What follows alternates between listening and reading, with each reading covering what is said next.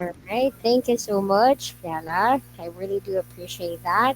All right. So for today's session, I will be announcing a very important information with regard to the final performance and final output that you will be submitting in order for you to comply all the necessary performance and tasks as well as the output needed in order for you to complete certain subject for this certain semester as well. So for today's session, we have three agenda, which is lesson planning.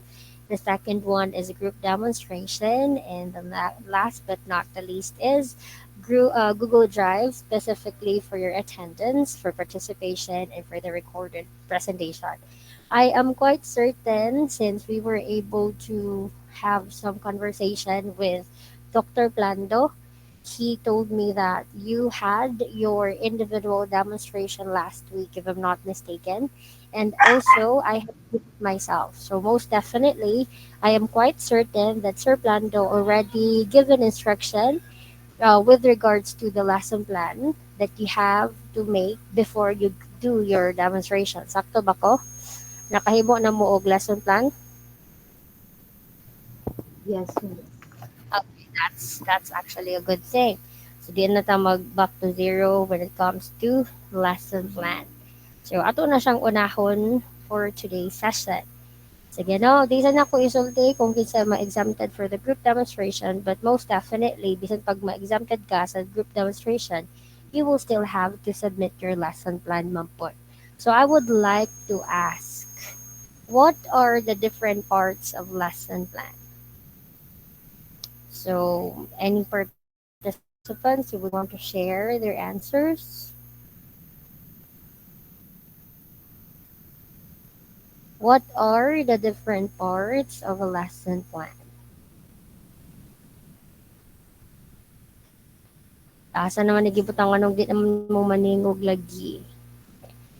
Yes, that's a good one. Thank you, BBJ. Could you please tell us? Good, Yes, good Munti Mayor. afternoon, Miss.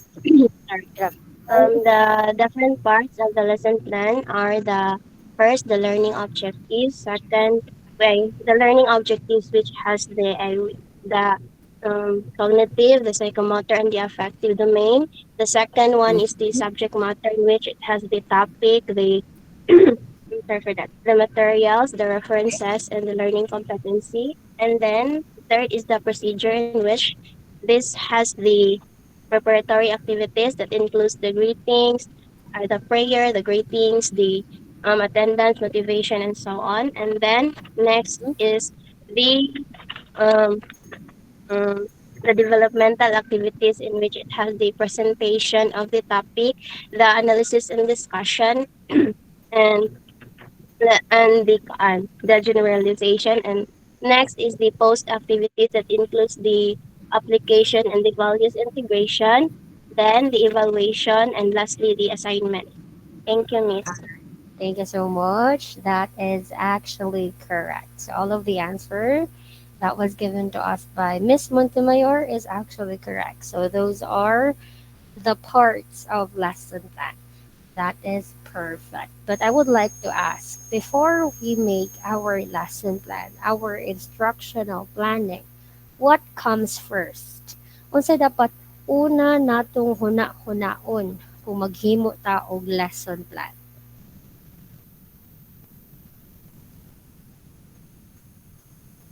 Unsay una dapat? Yes, Shane.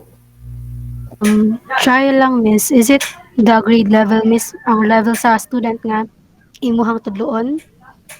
Grade level. All right. That's actually connected to what I'm looking for. Thank you so much, Shane. Yes, Mary. Firulino, sorry. The topic, miss. The topic. Mm-hmm. All right. Morato. Morato, Ella. Yes, ma'am. All right. Thank you. Yes, Ryan. For me, ma'am, I think first thing you should prepare is yourself. yourself. Oh, sana all. All right, definitely. You really have to prepare yourself as well in dealing with lesson planning and making sure that the content that you will be dealing, the things that you have to, the level, most probably. Thank you so much, Ryan. Yes, Jaira, kita ko ning saka sa kamot si Jaira. Wala akong good miss. Char. Ako dahil, kisa Ako to, ba, oh, Jairami? sorry, kisa to ning saka ang kamot dahil. Apologies. Dili di si Jaira? Dili mo good miss. Sinumilong na Ah, ko diri. alright. Kisa na ito. Huy, labo ko nakitaan nga, di ninyo nakitaan. Sorry. Abang. Yes, sorry. Ruby Jane. Kanto now. In making lesson plan, miss, you'll think of your students, miss. Ah, grabe ha. You're thinking of your students, eh? Alright. Actually, I actually like the idea that you already have the idea what am I looking for. But I am referring to the model. What model ang dapat unahon specifically in crafting and instructional planning? Yes, Dihagan. I think miss kay objective. Objectives. I see. Sure na gid na ang objective na gid na bihagan. Yes, Mundo. I think it is the approach, miss. Teaching approaches. Approach. Ah, so base ko tag-approach. Unsa day nang approach ko no? Ala ka diha Mundo. Thank you so much. I like it. I really love the idea that PBJ, Wabinga, Feroleno, Falcon, Barrientos, Cantuna, Bihagan, and Mundo are really trying to some sort of extend their ideas with regards to what I have asked few minutes ago. Wa na mo add dira, sure na gyud? Yes, bahin. I'm not sure, miss. Is it the curriculum alignment? Na curriculum, I see. Bitaw no. So to make things uh, concrete, please do not forget that in making a lesson plan, you should think first of this model. Are you familiar with this model? Nakagichat sa chat box ha. Have you heard this model before? Nakadungog mo ani sa una or base nakadungog mo pero wala lang siya ma-emphasize. Kasi nakadungog sa ABC model.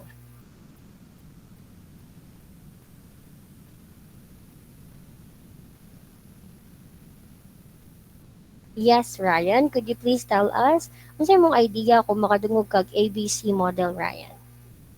From what I have remember, ma'am, sa katulad na ninumduman ako, ABC model, I guess that was tackled in our assessment learning 2. Mm-hmm. A Alright. is for audience, B is Correct. for behavior, I Yeah. guess. C is for, I forgot C and D, miss. Alright. So, bitaw no, naghimo kani sa lesson plan, dili gyud dapat unahon sa ninyo ang objectives. Kay sa pagtudlo nato kinsa may atong kliyente, kinsa may kitong perming unahon, dili man kita. Ang permi natong unahon is your audience. Tungutan ako kinsa inyong audience. Kinsa inyong mga audience? Students, ma'am. Mga Students. model learning. No, students ba gyud or pupils? Kaya to siyang i-put things first. Pupils or students? Pupils. Dapat na sa elementary students, no? Elementary pag students, no? Elementary pag na, we will address them as pupils. However, og na siya sa high school, pa doon na siya tertiary education, we will address them as students. So, in making a lesson plan, pinaka-importanting unahon sa gyud nimong mahibaw-an kung kunsa o kinsa nimuhang mga audience.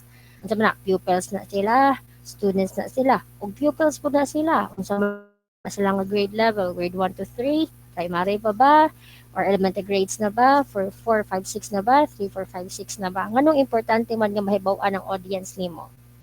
Yes, nganong importante nga dapat makahibaw ka kung pupils lang ba, students lang ba, unsa klase nga pupils. Nganong importante mahibaw-an, Yumel ka.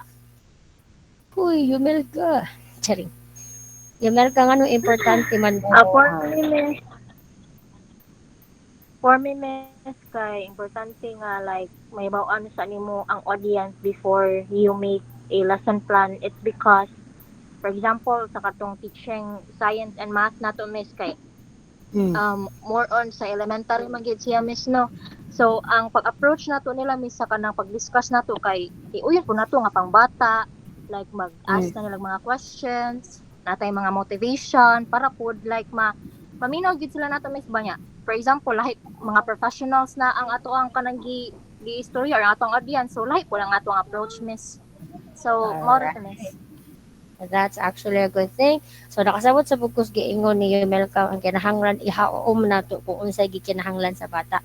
That's because in knowing your audience, kay bawo ka kung unsa ilang gusto, dili gusto, unsa ba makapapukaw sa ilang damdamin, unsa man sila. Paspas ra bang makuha sila sa content or complex lang ba imong ihatag nga lesson nila, simple lang ba? Or unsa mga contents ang nahaom sa ila, so on and so forth. So mo na kinahanglan in performing or making your lesson plan, you need to understand first who are your audience. Kinsa sila, unsa sila, ug unsa ilang gikinahanglan. Dili kay ug unsay atong gusto kun dili ilang gikinahanglan. That is why in lesson plan, know your audience first. Next is the B, which is behavior. So maingon ko behavior atong i-incorporate diri ang skills. Ang skills nga gusto nimong ma-perform nila after nimong ibuhaton ang imuhang giplano sa imuhang lesson plan. Unsa gani ang B, unsa ang behavior, unsa kinahanglan nila ipakita? Hello, pa mo diha? Unsa skills nato? Unsa ang behavior nga dapat ilahang mapakita after the end na imuhang lesson nga imong giplano sa imong lesson plan? Their skill. Behavior is the skill that they have to demonstrate after you perform the lesson plan that you have crafted for them. Mengon pud tag og condition, i-check nimo unsa man sila, willing ba sila, ready ba sila. If it checks nimo ang willingness and readiness of the students, you have to make sure yourself nga ikaw as teacher, you have to provide them different materials, different resources in order for them to make sure that they will be able to perform that certain skill you wanted them to perform after your instruction. So dili as a condition ha, ma-ready sila, ma-willing sila kung si teacher mag-andam og different resources and different materials which will be beneficial for the students to perform that certain skill you want them to acquire at the end of the lesson, which is behavior, pero og mga condition, the materials and resources kailangan gamiton in order for them to acquire that certain skill. And last but not the least is the degree. Unsa ang letter D? Degree. Perfect. So, bago gitag degree, unsay buot pasabot ani, di ba sa learning objective na away makit-an dito unsa inyong makit-an sa learning objective? Anong naas babaw ni cognitive, the affective, ug ni psychomotor. Pila ka percent ang nakabutang dito? 75. 70. Parehag hapon. Sorry. Diri ra. Sige. Sorry, apologies. Di amo ko si Francis o si Micaela. Nangutana si Francis with regards to the exam. Sorry, could you please repeat that? Pila ganito? 75.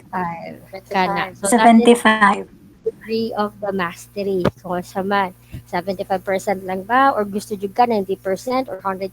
But since sa DepEd, pila ra gani ilahang gipangita ka degree of mastery for that specific skill for the 3 domains? Pila ra? 75. 75. Alright, so please do not forget that in performing or making a lesson plan, you have to know your audience. You have to know the skill or the behavior that they have to demonstrate after the instruction. You also have to prepare materials and resources in order for them to ensure or to acquire that certain skill that needs to be performed after the instruction. And last but not the least is the degree of the mastery. If it's 75%, 85%, 90%, or 100%. But most probably, since the Department of Education or the government itself is only asking for 75%, mo nang halos 75% tas na inyong makitaan sa degree of mastery. So now that we are done dealing with the ABCD model, most probably we can go through the first part of the lesson plan, which is objective. So pila ganito ka domain ang kinahanglan sa objectives? 3, miss. Three. Three. Gigapoy ko for today's video usa lang sa ka-cognitive akong pabuhat para dali lang makuha sa akong mga bata. Pwede bang maingon ang person? Diba? Ayayay na ako. Siri, ako na nawag din mo. Charing. Pwede bang maingon? Gigapoy ko for today's video. Cognitive lang sa. Importante naman po. Ginasilay kahibawo. Pwede ba kong maingon, anak? No, miss. Pila man today dapat pila man ka domain dapat akong i-appeal? 3, miss. 3. So, unsa kay itong what are the 3 domains? 3, miss. Cognitive.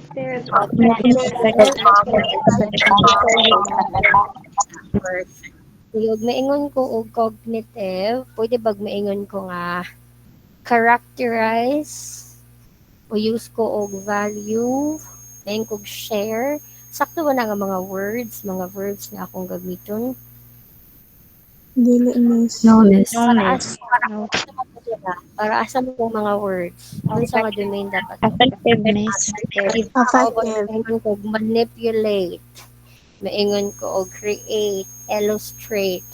Maingon ko og psychomotor. That's it. How about may ko classify, integrate. Maingon ko og modify. Maingon ko identify. Maingon ko og cite. Maingon ko match. What are the unsa nga domain to siya? Cognitiveness. Cognitive.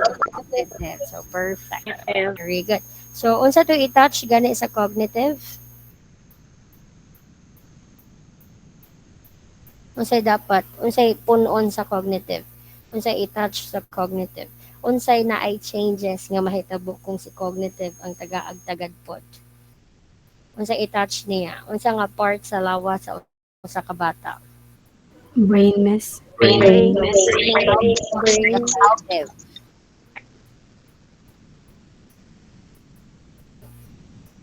How about the effective? Heart.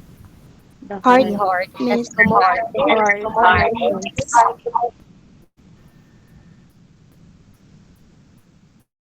Asa na to ibuga sa psychomotor? Asa atong gamiton kung sa psychomotor? Sa hands. Hands. That's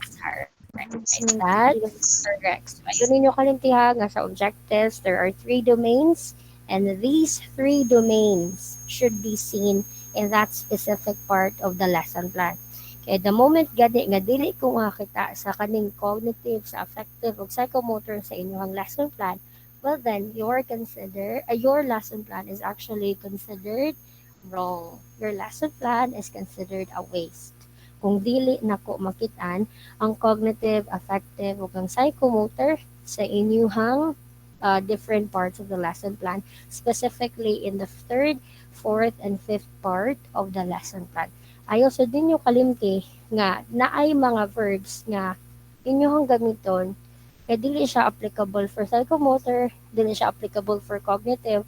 That is why you really have to use the correct verb in making the statement or particular domain in each domain of objectives. Do not forget as well nga dapat kada usa nila is lahi-lahi gyud, dili kay parehas lang sila. Sige, ari sad ta. Next, let's dwell with the second part, which is subject matter. For me, the easiest. The topic. Ay pud mo kabalaka kay gi-prepare na pud nako ang topic. For the materials, most definitely this time around, di na ko mosugot nga right. So, naaman nako ang libro, no? Bawa ko na po na ulit ako. So, dito na kita magbase sa libro. Since that book, gihimo gina siya for teaching science in elementary. And that specific book sa library as well, gihimo na siya for the primary grades, which is teaching math. Kadto lang gid inyong kuha ag basihan. Itur ako para dili ra daghan o tawag ani di ra mga confused kung unsa akong gipangita and what not. For the reference, since mao mo nga book akong gipapangita or mao to akong book nga akong gipakuhaan og base, so kato na pud inyong i-reference. You know, let's have the third part, which is learning activities or procedure. Pila gani ka part ang learning activities or procedure? 5. Five. Five parts ba gyud ang three learning activities or procedure? Is it five? Five ra ba gyud? Yes, Irene. Kay medyo ang agtang ramang Irene ako nakita. May pakang random kay nakita na ko ang yang cow. Charing. Yes, Irene. How many parts are there for learning activities or procedure? 5, miss? Or 6? Five. I'm not sure. See? How about Aneza? Nagpasko na magaganda Aneza. Grabe mo na Aneza. Uy, charing. Wala lagi star in yung huy, gipagantang Aneza. Ayaw, ano Aneza. Charing. Aneza, could you please tell us how many parts are there for learning activities or procedure? 5, miss. What are those? Can you try?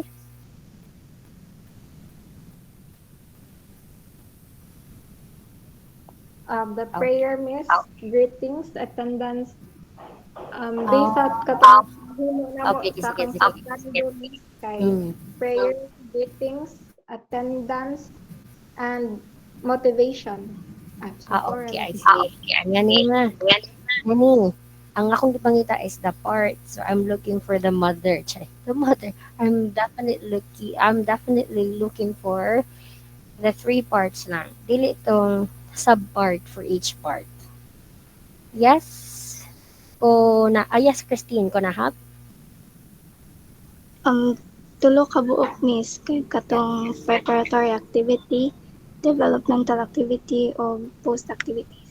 Kana rasa akong gipangita. Wa pa ko nangita sa atong preliminary nga sub-part. Okay, very good. Yes, Del Carmen, could you please repeat the answer of Konahap?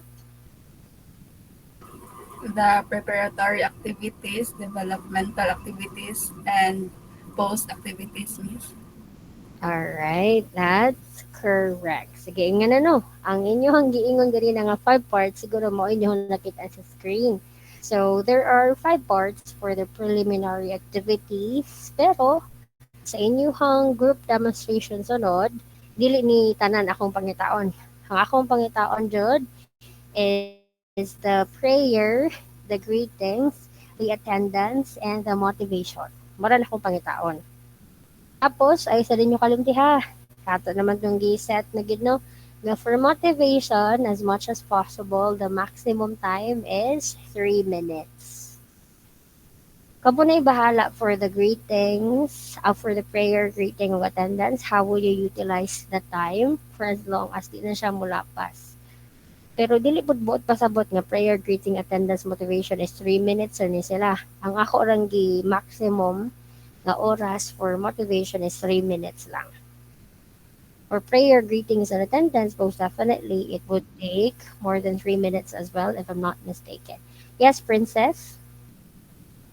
Sorry, miss, napindutan ba? Okay. Ayun kalimot ha, sa preliminary activities, I won't be asking everyone or the certain number of each group to do drills. Ako orang balikon. Ako orang gi-require is the prayer, the greetings, the attendance, and the motivation lang. And then ayaw sad mo kalimot nga, unsa gipangayo ni Sir Plando sa inyo ha. Ibutang lang ang prayer without description or naay description. Naas miss. Naay description no. May So description. since sa may details naman po akong gipangayo, di mo po ko mangayo ninyo og detailed, most definitely naagya po na description for prayer, na description for greetings, na description for attendance, na description for motivation, most definitely in description. Tapos if necessary og naay pictures, i-include sa good ninyo kung magamit ba mo pictures or any materials, i-include ninyo ang image for motivation. Like for example, magpa-puzzle baka ka diha, i-include mo ang puzzle. Or kung kintahan, mag-think, pair, share ka, i-include sa nimo sa mga necessary mga materials and whatnot. for example as well, magpa hunt ka sa imong mga learners. So, like, iabutang po nimo unsa itong mga materials na gamitin mo for that specific activity for motivation. Kitahay magpa-video presentation pod ka, i-insert nimo ang link, i-insert pod nimo ang dili video, di man mo insert, i-print man gyud nimo. So most definitely screenshotan lang nimo, i-insert gyapon nimo dito, tapos bitaw nimo og description unsay buhaton, ug unsang mga bata. Kung naapod kay i-question nila, ibutang pod ang mga questions diri O kompleto sa recados gud siya. Ang nakalayan lang gud sa detailed is na conversation like. Pero diri wala lang. Descriptions lang. Tapos kung sa mga gikinahanglan nga image, sa gikinahanglan nga mga materials, ibutang la diri tanan. O wala gani na, minusan ko na, tapos, or might as well, pahimuon og balik. Balik ko na ko ha. Prayer, greeting, attendance, wala na ko maximum, minimum, pero gamay naman po na siya. So most definitely, di na mula pa sa 3 minutes. Ang motivation, tagaan lang na ko og 3 minutes. Kuha ra. Okay, so next, we do have, this is developmental activity. Sometimes I would use lesson proper, no? This is developmental activities. So, presentation of the lessons. Kay ba naman mo no nga, dili ka mo ang muchika kung unsa inyong i-lesson. So, most definitely, you will prepare another activity for the presentation of the lesson in order for you to further tell your learners what are the upcoming lesson that you will be dealing with. So, maura to sa akong gipangita sa inyong demo like, most probably, you will have to prepare another activity for the presentation of the lesson. Tapos, dapat ang learners ang musulti kung unsa inyong topic ron, dili kamo ang mutulti kung unsa ang inyong i-discuss karon. Nakuha naman na ninyo, no? Imamaor man to atong gibuhat pag demo like. Sige, no? For the presentation of the, for the analysis and discussion, diri na ang lesson proper, mag-discuss na thoroughly. Like, for example, one of the topics that I have chosen is the beneficial and harmful interaction within the ecosystem. So, unsa man, we do have the parasitism, competition, mutualism, commensalism. Ibutang ninyo ang image. Kinahanglan og image descriptions. Dili lang siya, ang mga description is dili lang katong mga quote and quote commensalism or na siya. So ang mga whole descriptions na agi dapat diri as analysis and discussions. If you do have some questions for your students as well, include them in the presentation with the lesson. If analysis and discussion o kung sa mga questions kay mong ipangutana sa presentation with the lesson, ibutang o naabot kay pangutana sa analysis and discussion, ibutang pod. So ibutang tanan ng imuhang buhaton. Kay mo man po na imuhang i-perform sa inyong group demonstration. And then nag-discuss, imo sa good na siyang i-summarize tanan. Post afterwards, imo na siyang mag-generalization na ka.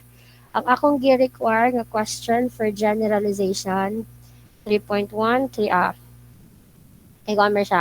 C.1, C.2, C.3, 3 questions for generalization or more. Dili siya mo less than 3.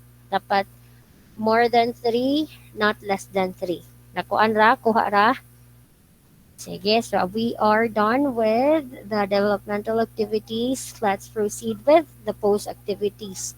So diri sa application, another activity as well. Any activity will do. O magpa-role playing baka ka, mag-think pair siya ka, mag-brainstorming ka, or magpa-graffiti wall ka, or mag-carousel ka diha, sa imong gustong buhaton, mag-differentiate instruction ka, ikaw bahala. Kamo may maghimo ani. To another activity na po dire. For the values integration, most definitely another 3 set of questions dire you will have to create another 3 sets of questions or more. Basta kay not less than 3, pwedeng mo more than 3. Kuha ra. Sige, after you do your post activities, might as well, most definitely, you will have to check whether they were able to attain which domain you would want to attain. Cognitive ba, affective ba, psychomotor ba. So for the evaluation, pila ganito ang inyong quiz diri constructed quiz. Kaya para dili ma-stress, dili na lang mo na ako pa-stress ano, di na ako paraghanon. Hmm. Sugot ra mo. 15 questions. Di na ako i-30 para makuhaan gamay inyong buhatonon. Okay ra mo anang 15 questions? Yes. Sige no. Sige, ingane. So, if mag-paper and pencil test ka for evaluation, that's actually good. Magpa-performance ka, that's okay. Magpa-output ka, that is also okay on my end. Pero kung mag-paper and pencil test ka, most definitely, I will be asking everyone to create 15 questions. Yaka mo na ibahala kung unsang klaseng questions. Dili na lang mo na limitahan. Total bitaw pag demo like reporting ninyo is naghimo na mo og 30 item question lahi og set of questions man. So this time around kamo na ibahala. Inyuhan ang diskarte. Kuha ra basta 15 lang siya. Ayaw lang pud 10. 15 lang pud. And then for the assignment, kamo na po ibahala. Unsa man ang purpose for your assignment? Is it for extension? For enrichment, no? Para mas makatun pa sila sa topic ng imong gihatag? Or is it for remediation? Kaya basin wa nila nakuha? Or last but not the least is pre-learning. Pwede ra po nga tagaan mo sa assignment for the next topic na i-discuss. Pwede ra po na. Sige, nga ni ha. Let's talk about constructive alignment. In making a lesson plan, it is really necessary that your lesson plan has constructive alignment. So, unsay kinahanglang mag-align? Remember, do not forget that your objective, your methods, or your activities in the learning activities, and your assessment should be aligned. Medyo di siya masabtan sa context ha. Kintahay. So, for example, our lesson for today's session, kintahay akong himuan og lesson plan is ang ginatawag na to og properties of matter. O dila, states of matter na lang. Ang states of matter niya unya, ang akong learning objective for cognitive is kaning classify the three states of matter. Asa man na nako siya ibutang ang cognitive. Sige, pautan man ako. Asa dapat nako makitaan ang cognitive domain sa part of lesson plan? Asa nako makitaan dapat si cognitive domain? Discussion, Miss. Discussion. Sa discussion ba gyud si cognitive? Sure na ba gyud na sa cognitive gyud na siya ibutang? Sa discussion gyud na siya ibutang ato gyud na sa analysis and discussion. Is it evaluation, Miss? Evaluation. Alright, that's correct. Yeah, nga ni. Puhon-puhon, inag-practicum ninyo, i-check mo gyud na sa inyong mentor or i-check, yes, definitely sa inyong cooperating teacher. Kasagaran sa inyong cooperating teacher pangitaon si cognitive domain. Asa siya nga part sa lesson plan pangitaon? Evaluation. Evaluation. So, dito ka mag-classify sa evaluation or pwede po og dili siya sa evaluation. Pwede po og adto siya sa application or adto siya sa assignment. Pero kung ako inyong pangutanon, mas maayong ibutang ninyo si cognitive domain sa evaluation. Kaya mo na pirming pangitaon una sa maestra. Ang ikaduha ninyo nga option, ari lang dyan sa application. Pero ako inyong pangutanon, ayaw na lang po pag-assignment sa cognitive. Duha na gud ako option nga asa ninyo ibutang ang inyong cognitive. Asa ibutang? Sa evaluation o sa asa ibutang? Application. For the affective, amot og mo agree ba mo pero mauni siya pana nako ha. Mo na pinakalisod himuan. Og nga di ko ganahan ani pod. Malisod kini siya himuan no. I would definitely agree kung mo agree mo. Kung di ko mo agree, that's your opinion. That's okay. So akong buhaton para dili na magalibog-libog ang uban, ako siyang ibutang sa values integration. Pa na may values integration. Di naman makalalis ang inyong mentor. Kay affective, values information, ma-change ano is definitely the heart. O ang sama na diha, kasagaran is, ngayon ko nga share your share their insight share their insight their insights about the importance of the difference between solid, liquid, and gas in a in a think pair or in a think pair shot kana. Wait, abang. Sorry. In a think pair sharing activities or ano na ka share their insight about the importance of solid, liquid, and gas in a daily life in an activity. Kanya unsa man siyang activity adto sa values integration. Pwede ra to. Tapos for the psychomotor, since pangamot man ni na man ni product gamiton or performance pa kaha pero kasagaran sa psychomotor nako is ako siya ibutang sa assignment. Pwede po siya application, pwede po siya assignment. Kasagaran mo kung maghimo ko sa psychomotor, if pahimo ko nila og collage pa karon, slogan pa karon, video presentation pa karon, magpahimo ko nila og experiments so on and so forth. Labi na og mag-discuss og heterogeneous o homogeneous mixture. So sa ilahang balay, since daghan man sila resources dito, magpa-video presentation ko nila kung duha ka video presentation when it comes to homogeneous and heterogeneous. Pero kinahanglan, kung naa kay ipahimo nila nga output or performance, na adjud po kay giandam nga rubric. Man iha, kung pahimo kag output o performance nila, na adjud na siya rubric. Ang rubric, dili holistic, kung sa akong gipangita sa rubric, analytic.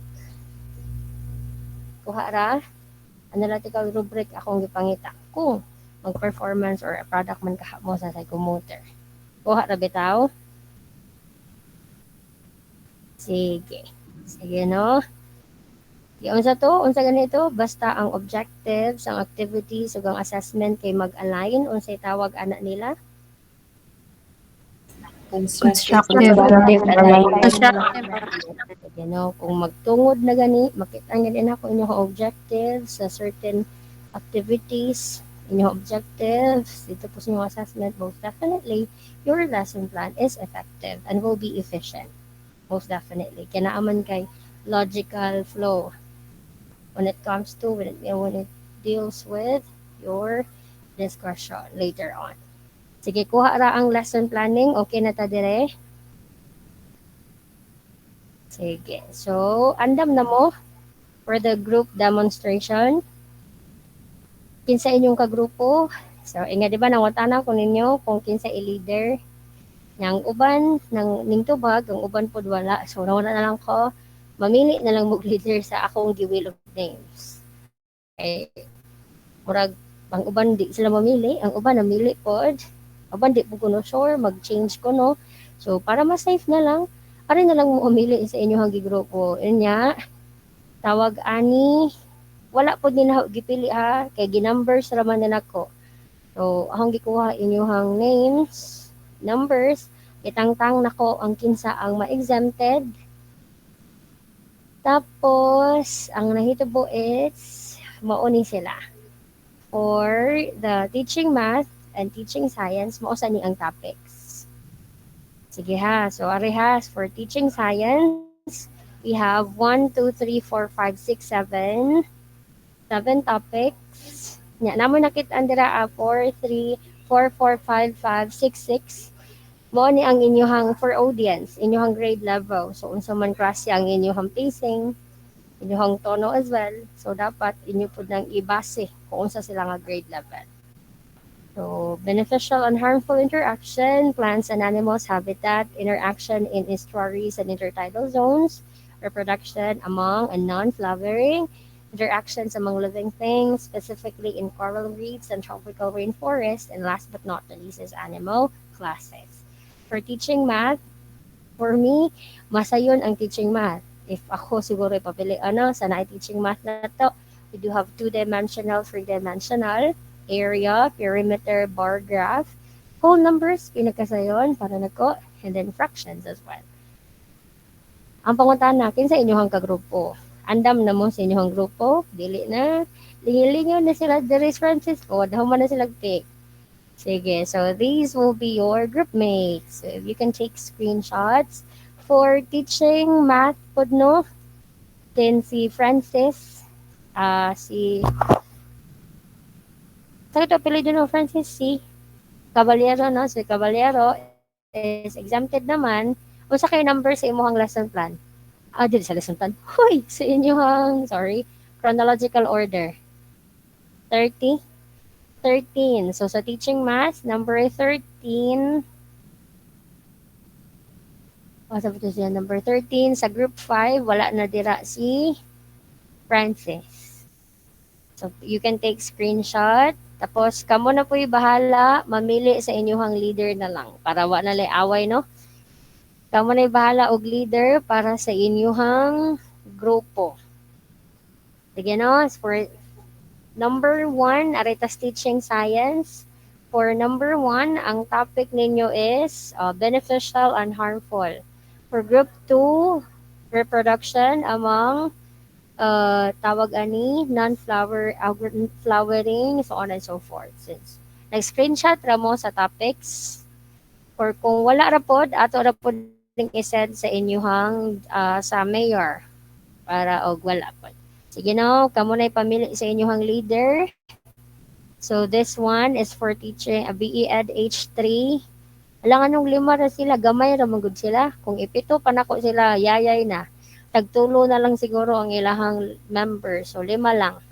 1 to 5 lang. Tapos sila may pinakapinangga. Huy! Charing. Joke lang. Joke lang ha, tuusan niya mo. Kay sila po 5 raman po. Si 8A o si 8B, 5 ra sa gamay raman ni sila. Walang charing, joke lang. Kidding aside. Sige no, announcement na ta. Announcement for exempted. Sige ha. If these are the learners by the way, students who will be exempted for the group demonstration. So, for teaching BE Ed H1, pamalihog ko. Uy, naguna na siya. For BE Ed H1, for teaching science, Manggiran is exempted and Tampos is exempted. Teaching science for BE Ed H1, Manggiran and Tampos. Di pa ko sure, kinapa si Micaela diri og si Francis. Basin mapunan pa. Pero for teaching science, as of the moment, si Manggiran pa ug si Tampos ang exempted. Sige no, for teaching math, grabe dyan kay Tampos no, nang haros. For teaching math, another one for Tampos, Montemayor, and Caballero. So, kinsa? Haho pa na nasuwat rin Caballero si Francis. Sige ha, balik ko na ko. For teaching math, tolo, Tampos, Montemayor, Caballero. Silang tolo, exempted na. Lang ano man na miss, upon thoroughly deliberately checking the papers, I have seen the effort of Montemayor in answering the questions. So that is why I considered BBJ. BBJ man yung Montemayor, no? Sakto na BBJ, no? Sige, no? Sige, aray na tas H2. You're welcome.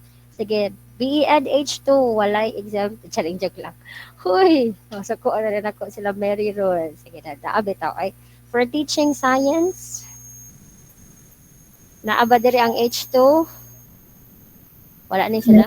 Yes, miss. So, for H2, these are the students. Balana and Balay. Congratulations, Balana and Balay. You are exempted for teaching science. For teaching math, naana po, kusgan kaayo si Balana o si Balay. So these are the students who will be exempted for teaching math. Balana, Balay, Hagunoy, and Carlos. Let me repeat. Balana, Balay, Hagunoy, and Carlos. So upon deliberately checking the papers, amo jud pong gi-check yun siya. Munayayay mo kong check pag Martes pa, pag Merkulis hangtod gahapon. So ako yung gi-reconsider. Although wala na isulod sila sa bracket na, pero nakita din ako na doon na gid sila sa ilang scores na akong gipangita. I-consider din natin sila. For H3, naadali ang H3. Sa kayo makadungog kung balik kung tulog. Sige. Sige na. For age 3, sige. So these are the students who will be exempted for teaching science. Kaalem, Cabrillas, and Tranjea. Tranjea? Si Jesly. Tuba. Sige, balik ko na ko ha. Kaalem, Cabrillas, ug Jesly. Jesly na lang. Kaya masayop ko kuan sa yung pronunciation sa apelido. And then for teaching math, Pipito L. Lilet, Pipito J. Laika, and Yanga. Congratulations for Pipito Lilet, Pipito J. Lanka, and for Yanga. Congratulations. Sige, ari na ta. For 8A, Teaching Science Ramani, I would like to congratulate Montejo. Montejo, congratulations. You are exempted for the demonstration. You're welcome. For 8B, secret. Assignment na lang din ako. Pwede ra? Pwede ra 8B? Charing, check lang. For 8B, we do have Lyle. Kaya ba na makadaan na Lyle? Embalzado, and I actually considered another one person. Pero next year na mahibawan. Uy, charing, check lang. Bitaw, ganahan na mo mahibawan kung kinsa. Sige no? We have Martorillas Princess. Sakto, di ba, Princess? Imong first name? Yes, Miss. Sakto ba, Thank Princess? you, Di ba? No? Martorillas Princess. So, Thank you, I would Miss. like to congratulate those students who will be exempted for our group demonstration. So, I would also like to congratulate all of the students who took the moving examination, practice examination, and also the midterm examination for both subjects. Know that your efforts are definitely appreciated, and every single person in this room in BEd H1, H2, H3, 8A and 8B, except for Francis and for Micaela, kung man sila score, di ba no? Is definitely have passed the examination. So, dili lang mag-uol kung dili man ma-exempted, pero nakapasar man po ang tanan. You know, except for Francis and for Micaela. Di lang na to sila papasaro, no? Charing. Hoy, pwede. Check lang, check lang. Hoy, tabang. Sige, sige. Ari na ta, no? Kamu na bahala sa inyong leader, ha? Sa topic na anapod, sa miyembro na anapod. Pero sa paghimog lesson plan, tagsa-tagsa mo himo, ha? Dili by group. Ang LP, tagsa-tagsa, pero ang group demonstration by group. Pero, ang mga list of students nga na-exempted, dili to mao nga topic inyo ang himuon pod.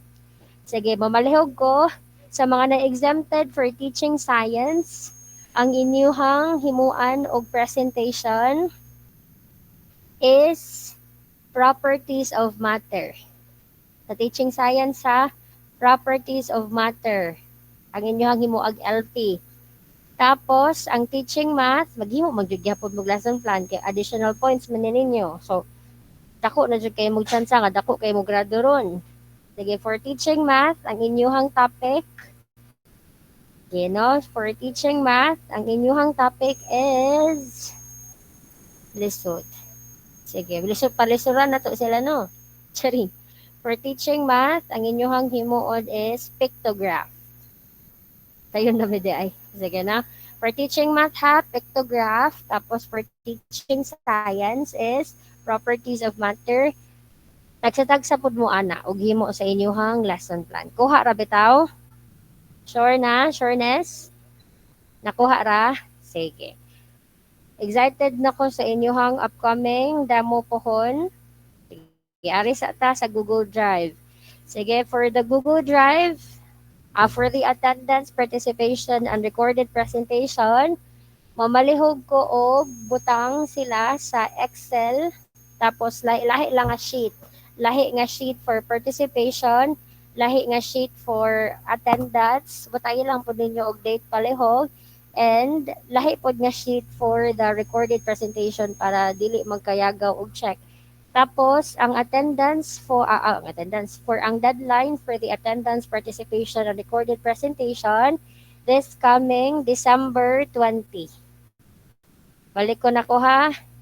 Sa nahuman na, pwede ra jud mo submit before 16 sa mga nahuman na para wa na mo hunaon.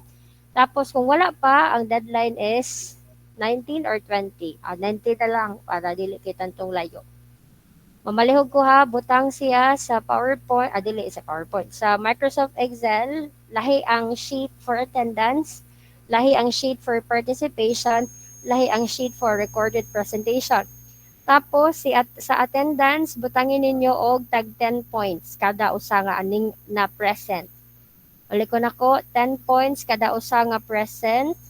Participation butangi og 20 ang participation.